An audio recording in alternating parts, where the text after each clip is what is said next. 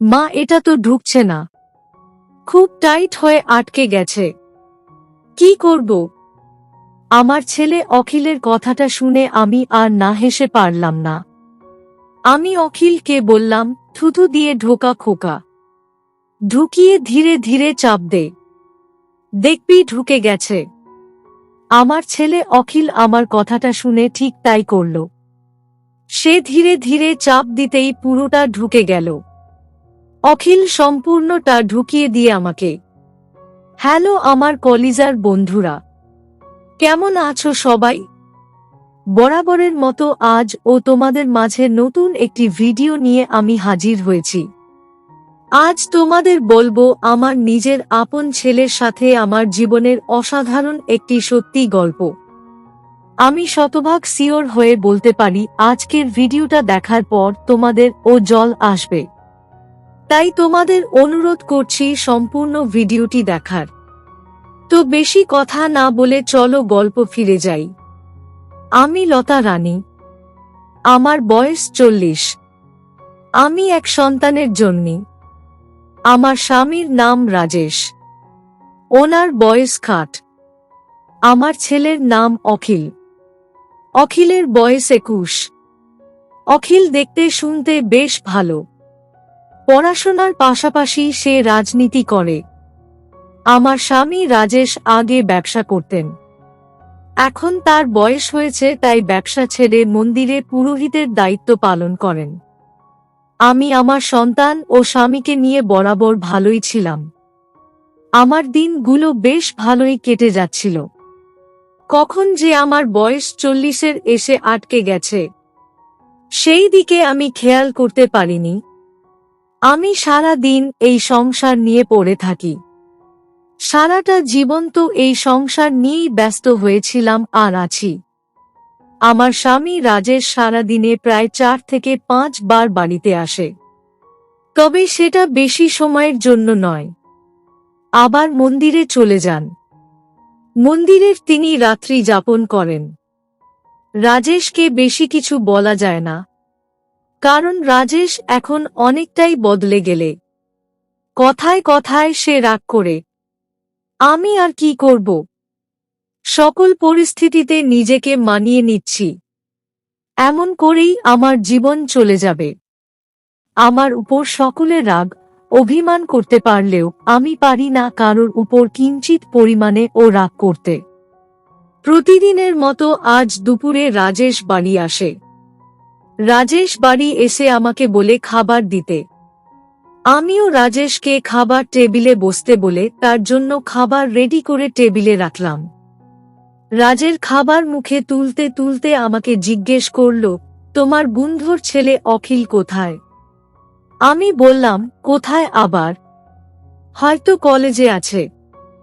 কেন, কি হয়েছে আবার? রাজেশ বলল, কি হয়েছে মানে? সারাটা দিন তো বাড়িয়ে থাকো, তাই তোমার ছেলের কাণ্ডগুলো দেখতে পাও না। আমি বাহিরে যাই, লোকের থেকে জোর তোমার ছেলের নামে কথা শুনতে হয় আমায়। আমি কোনোভাবেই বুঝতে পারি না যে অখিলকে আর কোন ভাষায় বুঝালে সে আমার কথা শুনবে। আমি এই ছেলের চিন্তায় অবশেষে না পাগল হয়ে যাই। আমি রাজেশকে জিজ্ঞেস করলাম, কি কাণ্ড করেছে আমার ছেলে? বলো তো শুনি একটু। রাজেশ আমার কথাটা শুনে একটা বড় নিঃশ্বাস নিয়ে বলল, আমাদের এলাকার যত নেতা আছে না, তাদের সাথে তোমার ছেলের ওঠা বসা হয়েছে। আমি পড়াশোনা করতে ওকে কলেজে দিয়েছি, আর তোমার বন্ধুর ছেলে কলেজে গিয়ে রাজনীতি শুরু করে দিয়েছে। এমন করে চলতে থাকলে কদিন পরে থানা পুলিশের ঘরে ঘরে দৌড়াতে হবে আমাদের। এই আমি বলে দিলাম। এখনো সময় আছে, নিজের ছেলেকে বোঝাও। তোমার কথা যাই শোনে, আমার কথা তো পাত্তাই দেয় না। আমি রাজেশকে বললাম, আচ্ছা রাজনীতি করে তো কি হয়েছে? আমার ছেলে নেতা হলে তো লোকের ভালো কাজ করবে, এতে খারাপ কি আছে? আমার কথাটা রাজেশের মোটেও হজম হলো না। রাজেশ ভীষণ রকম রেগে গিয়ে খাবার প্লেট ছেড়ে উঠে দাঁড়িয়ে আমার দিকে রাগী দৃষ্টিতে তাকিয়ে বলেন, বাহ বাহ, তুমি তাহলে নিজের ছেলেকে সাপোর্ট করছো? আরে দলের ভালো তো তখন করবে যখন নিজের ভালো হবে। আমি তো কখনো অখিলকে রাজনৈতিক নেতা হিসেবে দেখতে চাইনি। আমি চেয়েছি আমার ছেলে বড় অফিসার হবে। কিন্তু কি আর করার, আমার কপাল খারাপ যে এমন সন্তান আমার ঘরেই বিধাতা পাঠিয়েছে। থাকো তোমরা, যা ইচ্ছা হয় করো। আমি আর কদিন থাকব, যার জীবন সেই বুঝবে। এই বলে রাজেশ হনহন করে বাড়ি থেকে বেরিয়ে চলে গেল। রাজেশ আমার স্বামী আর অখিল আমার ছেলে। তাদের বাপ ছেলের মাঝে সব সময় ঝামেলা লেগেই থাকে। অখিলের বাবা এসব রাজনীতি করা মোটেও পছন্দ করেন না। তিনি বরাবর অখিলকে বারণ করে দিয়েছে এসব না করতে। এমনকি রাজেশ নিজেও কখনো কোনোদিন রাজনীতি করেনি। আমি নিজেও জানি না অখিলের মাথায় এসব রাজনীতির ভূত কি করে উঠল। আমার ছেলে অখিল আমার চোখের মণি। তাকে নিয়ে তার বাবা সব সময় বাজে কথা বলতে থাকে। আমার এসব সহ্য হয় না। আমার খারাপ লাগে নিজের ছেলের জন্য। আমি আপন মনে খানেক সময় অখিলের কথা ভাবলাম। অতঃপর রাজেশের খাবার প্লেট গুছিয়ে রেখে দিলাম। রাতের দিকে অখিল বাড়ি ফিরল। অখিল বাড়ি ফেরার সময় রোজ আমার জন্য কিছু না কিছু নিয়েই আসবে। আজ ও তার ব্যতিক্রম ঘটল না। অখিল বাড়ির গেটের সামনে দাঁড়িয়ে আমাকে ডাকল। আমি মিনিট খানেক পর গেট খুলে দিতেই অখিল আমার হাতে কিছু খাবারের প্যাকেট দিয়ে বলল, মা এই খাবারগুলো নিন। আপনার জন্য নিয়ে এসেছি। আর আমার খুব ক্ষুধা পেয়েছে। তাড়াতাড়ি খাবার দিন। এই বলে অখিল চলে গেল ফ্রেশ হয়ে নিতে। আমি অখিলকে কোনো কিছুই বললাম না। আমি খাবারের প্যাকেটগুলো রেখে দিয়ে এসে অখিলের জন্য খাবার বেড়ে দিলাম। অখিল খাবার টেবিলে বসে খাবার খেতে লাগল। আমি চুপ করে অখিলের পাশে দাঁড়িয়ে আছি। অখিল আমার মুখের দিকে তাকিয়ে হয়তো বুঝতে পারল যে আমার মন ভালো নেই। অখিল আমার মন খারাপ দেখে আমাকে জিজ্ঞেস করল, মা কি হয়েছে? আপনার মন খারাপ নাকি? আমি অখিলকে বললাম, আমার মন খারাপ দিয়ে তোর কি কাজ? তুই খাবার খেয়ে নে। আমাকে নিয়ে এত ভাবতে হবে না তোকে। অখিল আমার কথা শুনে বুঝতে পারল যে আমার মনটা হয়তো সত্যি খারাপ হয়ে আছে। অখিল খাবার খাওয়ার বন্ধ করেই আমার দিকে তাকিয়ে মুচকি একটা হাসি দিয়ে বলল, মা আমার উপর আপনার হঠাৎ এত অভিমান কেন আসলো? আমি কি করেছি বলুন, যে কারণে আপনি আমার উপর অভিমান করেছেন? আমি অখিলকে বললাম, শোন অখিল, আমি তোকে একটা কথা বলতে চাই। তুই আমার একমাত্র সন্তান। আমার আর কোনো সন্তান নেই। তুই ছাড়া আমার আর তোর বাবার আপন বলতে কে আছে বলতে পারিস? আমার প্রশ্ন শুনে অখিল আমাকে বলল, সেসব না হয় বুঝলাম, কিন্তু মা হয়েছে কি সেটা তো বলবেন। আমার উপর অভিমান করার কারণটা কি? আমি এবার বললাম, শুনলাম তুই নাকি রাজনীতি করিস। এসব করার জন্য তোকে কলেজে পাঠিয়েছি আমি। শোন খোকা, জীবনে যাই করিস না কেন, লোকের ভালো করবি। কারণ লোকের ভালো করলে বিধাতা সব সময় তোর ভালো করবে। আর তুই ভালো করে পড়াশোনা করে বড় অফিসার হবি। তোর বাবার স্বপ্ন তুই পূরণ করবি। তা না করে তুই রাজনীতি কেন করিস বল আমায়? আজ তোর জন্য তোর বাবা আমাকে কত কথা শুনিয়েছে জানিস? আমি কথাটা শেষ করতেই অখিল গম্ভীর হয়ে গেল। অখিল গম্ভীর কণ্ঠে আমাকে জিজ্ঞেস করল, মা আমি রাজনীতি করি, এতে আপনার সমস্যা হচ্ছে নাকি শুধুমাত্র বাবার সমস্যা হচ্ছে? আমি অখিলকে বললাম, খোকা আমার সমস্যা হোক বা তোর বাবার, এটা তো ভালো কাজ নয়। তুই ভালো করে পড়াশোনা করে বড়। আমি সম্পূর্ণ কথাটা বলে শেষ করার আগেই অখিল আমাকে বলল, মা রাজনীতি করা মোটেও কোনো খারাপ কাজ নয়। রাজনীতি মানুষ এই কারণেই করে যাতে করে দেশটাকে ভালো রাখতে পারে। আমি দেশের সেবা করতে চাই। আপনি নিজে বলুন এই চাওয়াটা কি ভুল? তাছাড়া আমি তো কোনো ঝামেলায় জড়াচ্ছি না। আমি ভালো কাজে আছি, খারাপ কাজ পরিহার করছি। রাজনীতি করা আমার শখ। তবে আপনি বললে আমি আমার শখ বাদ দিব? বলুন মা, আমি রাজনীতি করা ছেড়ে দিলে আপনি খুশি হবেন? আমি আমার ছেলের প্রশ্ন শুনে খানিক বিভ্রান্ত হয়ে গেলাম। আমি অখিলের দিকে তাকিয়ে দেখতে পেলাম অখিল আমার দিকেই তাকিয়ে আছে। আমি অখিলকে বললাম, রাজনীতি নিয়ে আমার কোনো সমস্যা নেই। তবে খোকা, আমি কখনো তোকে হারাতে চাই না। তাই আমি আজ তোকে বলছি রাজনীতি করা ছেড়ে দে। আমরা এমনিতেই ভালো আছি। আমি অখিলকে কথাটা বলতেই অখিল একটা দীর্ঘশ্বাস ফেলল। আমি প্রথমে ভেবেছিলাম অখিল হয়তো আমার কথাটা শুনবে না, কিন্তু না, এমনটা হলো না। অখিল আমার দিকে তাকিয়ে মুচকি হাসি দিয়ে বলল, আপনার জন্য আমি সব ছাড়তে পারি মা। আজ থেকে আমি আর রাজনীতি করব না। আমি অখিলের কথায় ভীষণ খুশি হলাম। আমি অখিলের মাথায় আলতো করে নিজের হাত বুলিয়ে দিয়ে চলে গেলাম রান্নাঘরে। রান্নাঘরে থালা বাসন রেখে দিয়ে আমি রাতে ঘুমাতে চলে গেলাম। রাতে আমি বিছানায় শুয়ে আছি আর আপন মনে রাজেশের কথা ভাবছি। রাজেশ এখন আর আমাকে একটু সময় দেয় না। সব সময় নিজের মাঝেই বিজি থাকে সে। আমি যদি তার থেকে একটু সময়ের প্রত্যাশা করি, তবে সে রেগে যায়। আমিও তো একটা মানুষ, আমার নিজেরও কিছু ইচ্ছা আছে। আমি আমার স্বামীর সাথে গল্প করতে চাই, একটু কথা বলতে চাই। কিন্তু আমার কপালটা এতটাই খারাপ যে সেসব আমার ভাগ্যে কখনো হয়ে ওঠে না। আমার ছেলে অখিল এখন বড় হয়েছে। সে আমার যতটা খেয়াল রাখে, ততটা খেয়াল যদি আমার স্বামী আমার রাখত, তবে আমার আর কোনো সমস্যা থাকতো না। আমি আমার ছেলে অখিলের কথা চিন্তা করতেই আমার জল চলে আসলো। আমি নিজের মাথা থেকে এসব চিন্তা ঝেড়ে ফেলে দিয়ে ঘুমাতে চেষ্টা করলাম। তবে কোনোভাবেই আমার চোখের তারায় ঘুম আসলো না। সারাটা রাত আমার মনটা অস্থির হয়ে থাকে। আমি না ঘুমিয়ে কাটিয়ে দিলাম সারা রাত। সকাল বেলা ঘুম থেকে উঠে আমি অখিলকে ডেকে দিলাম। অখিল সকালের খাবার খেয়ে চলে যায় কলেজে।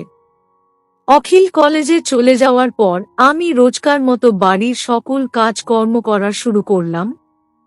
এইদিকে দুপুর পেরিয়ে রাত হয়ে গেল। আমার ছেলে অখিলের কোনো খবর নেই।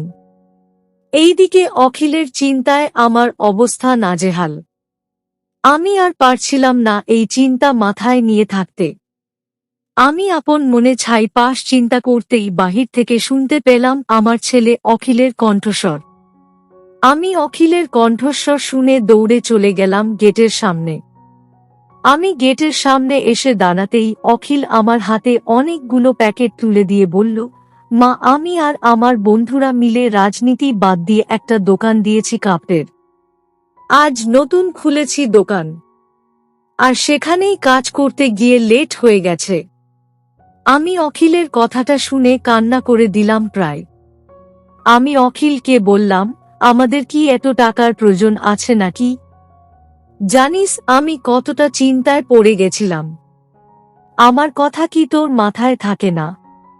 আমার কথাটা শেষ হতেই অখিল আমার চোখের জল মুছে দিয়ে মুচকি হাসি দিয়ে বলল, আরে মা, আপনার কথা আমি কি করে ভুলতে পারি? আপনার খুশির জন্য আমি সব করতে পারি। অখিলের কথাটা শুনে আমার মনটা খানিক শান্ত হলো। আমি অখিলকে নিয়ে বাড়ির ভিতরে আসলাম। আমি বাড়ির ভিতরে এসে অখিলকে খাবার খেতে দিয়ে অখিলের পাশে বসলাম। অখিল আমার দিকে তাকিয়ে বলল, মা, আপনার চোখের নিচে কালো দাগ পড়ে গেছে কেন? রাতে কি ঘুম হয় না নাকি আপার? আমি বললাম, ঘুম তো হয়, আর হয়তো চিন্তার কারণে এমন হচ্ছে। অখিল বলল, মা আর চিন্তা করতে হবে না। আমি আর আপনাকে কোনো কিছু নিয়ে চিন্তা করতে দিব না। আপনি নিজের খেয়াল রাখতে শুরু করুন। আপনি অসুস্থ হলে কি করে চলবে বলুন? আমি অখিলের কথাটা শুনে তাচ্ছিল্যকর হাসি দিয়ে বললাম, আমাকে নিয়ে এত চিন্তা করিস না খোকা। যার চিন্তা করার কথা সেই যখন চিন্তা করছে না, তখন আর তুই করবি কেন? অখিল আমার কথাটা ঠিক বুঝতে পারল না। অখিল আমাকে জিজ্ঞেস করল, কি হয়েছে মা? বাবার সাথে কি আপনার ঝগড়া হয়েছে? আমি অখিলকে বললাম, ছাড় এসব, খাবার খেয়ে শুয়ে পড়, রাত অনেক হয়েছে। এই বলে আমি অখিলের পাশ থেকে উঠে পড়লাম। অখিল আমার হাত ধরে আমাকে আটকে নিয়ে জিজ্ঞেস করল, মা, আমার থেকে আপনি কিছু লুকাতে পারবেন না। আপনি বলুন কি হয়েছে। আমি যদিও অখিলকে কোনো কথা বলতে চাইছিলাম না, তবে এক পর্যায়ে চিন্তা করলাম, অখিল ছাড়া আমার আর কে বা আপন আছে? আমি আমার সব কথা তাকে বলতে পারি। আমি অখিলকে নিজের সব কথা খুলে বললাম। অখিল আমার সব কথা শোনার পর আমাকে বলল, মা, আপনি এসব নিয়ে চিন্তা করছেন। মা, আমি তো আছি আপনার পাশে। আপনার কোনো চিন্তা নেই। আজ থেকে আমি আপনার সাথে গল্প করব। আমি অখিলের কথা শুনে বললাম, ধুর পাগল ছেলে, গল্প তো আমি করি রোজ তোর সাথে। আর আমি আজ থেকে কোনো চিন্তা করব না। ঠিক আছে। অখিল আমার কথা শুনে আমার দিকে তাকিয়ে বলল, মা, একটা কথা বলবো, যদি রাগ না করেন তো? আমি বললাম, বল না, কি কথা? অখিল বলল, মা, আপনি কি আমার সাথে কাজ করবেন? বিশ্বাস করুন, আমার সাথে কাজ করলে আপনার ভালো লাগবে, মন ফ্রেশ থাকবে। আমি অখিলের কথাটা শুনে ভীষণ রকম চমকে গেলাম। আমি যদিও অনেক আগে থেকেই ভাবছিলাম অখিলের সাথে কাজ করব, আর আজ যখন অখিল নিজেই বলছে তখন আর না করে লাভ নেই। আমি অখিলকে বললাম, ঠিক আছে, করব, কিন্তু একটা শর্ত, রোজ কাজ করতে হবে বলে দিচ্ছি। অখিল আমার কথা শুনে হেসে ফেলল। অতঃপর অখিলকে নিয়ে আমি কাজ করা শুরু করি কাপড়ের। অখিল আমার সূচের ভিতর সুতো কোনোভাবেই গাঁথতে পারছিল না। আমার ও তো একটু বয়স হয়েছে, তাই আমিও তাকে সাহায্য করতে পারছি না। অখিল আমাকে বলল, মা, এটা তো ঢুকছে না, খুব টাইট হয়ে আটকে গেছে, কি করব? আমার ছেলে অখিলের কথাটা শুনে আমি আর না হেসে পারলাম না।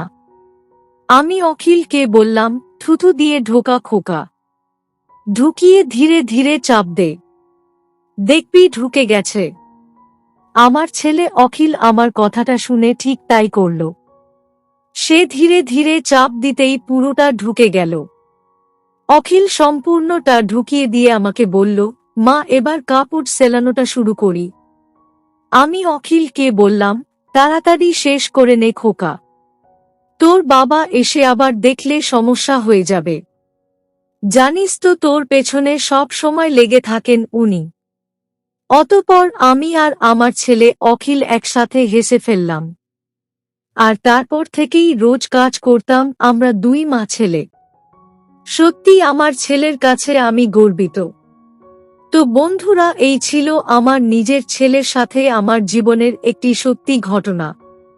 তোমাদের কেমন লাগলো আজকের গল্পটা? অবশ্যই কমেন্টে জানাবেন। প্রিয় বন্ধুরা, আজকের ভিডিওটি এখানেই শেষ করলাম। যদি আমাদের ভিডিওটি আপনাদের ভালো লেগে থাকে তবে একটা লাইক করবেন এবং চ্যানেলটি সাবস্ক্রাইব করবেন। আজকের জন্য আপনাদের কাছে বিদায় নিচ্ছি। দেখা হবে আগামীকাল নতুন একটি ভিডিও নিয়ে। সে পর্যন্ত সবাই ভালো থাকবেন। ধন্যবাদ।